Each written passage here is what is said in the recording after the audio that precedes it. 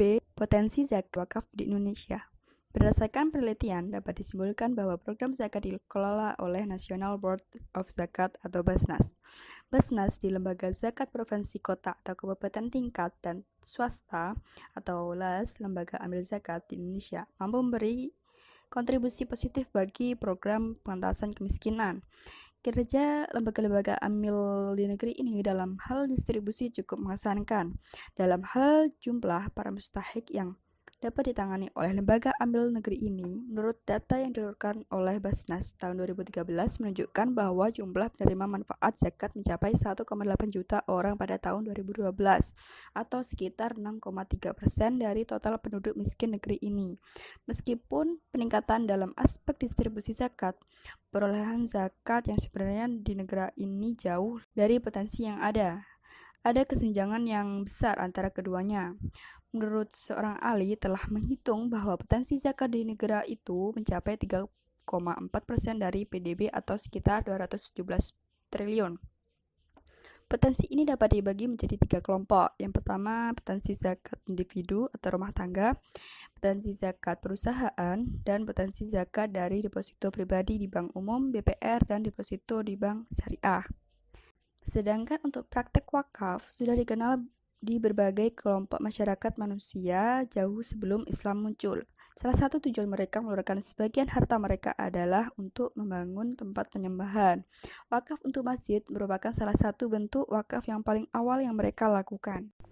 Menurut data Departemen Agama tahun 1987, luas tanah wakaf yang dipakai untuk bangunan masjid berjumlah 65.655 lokasi atau 30,94% dari jumlah total tanah wakaf dengan luas 84.699.935,86 meter persegi dan mushola berjumlah 79.594 lokasi atau 37,55% dari jumlah total tanah wakaf dengan luas 35.060.094,40 meter persegi.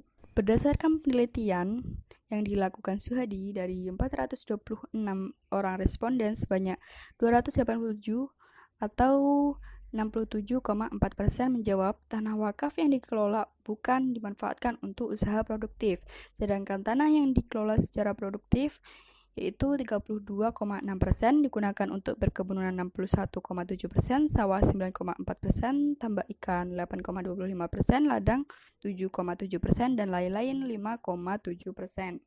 Menurut Mustafa E. Nasution menyampaikan beberapa penyebab relatif kecilnya peran lembaga wakaf dalam perekonomian suatu negara.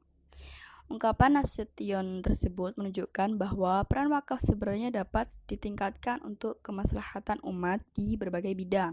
Hanya saja permasalahan klasik yang terkadang sulit ditemukan ujung pangkalnya membutuhkan para pemikir wakaf yang serius merancang dan menyajikan ide baru demi berkembangnya wakaf di masa depan. Hal ini perlu untuk dievaluasi karena jumlah umat Islam yang terbesar di dunia terutama di Indonesia merupakan aset terbesar untuk penghimpun dan pengembangan wakaf ke depannya. Jika sebelumnya disampaikan mengenai potensi jenis wakaf yang berupa tanah dan bangunan yang merupakan harta tak bergerak, terdapat juga dana potensial wakaf uang yang dapat dipergunakan sebagai kemaslahatan dan kesejahteraan umat. Mustafa Nasution menjelaskan tentang potensi wakaf di Indonesia dengan jumlah umat muslimnya dermawan diperkirakan sebesar 10 juta jiwa dengan rata-rata penghasilan 500.000 hingga 10 juta. Maka paling tidak akan terkumpul dana sekitar 3 triliun per tahun dari dana wakaf.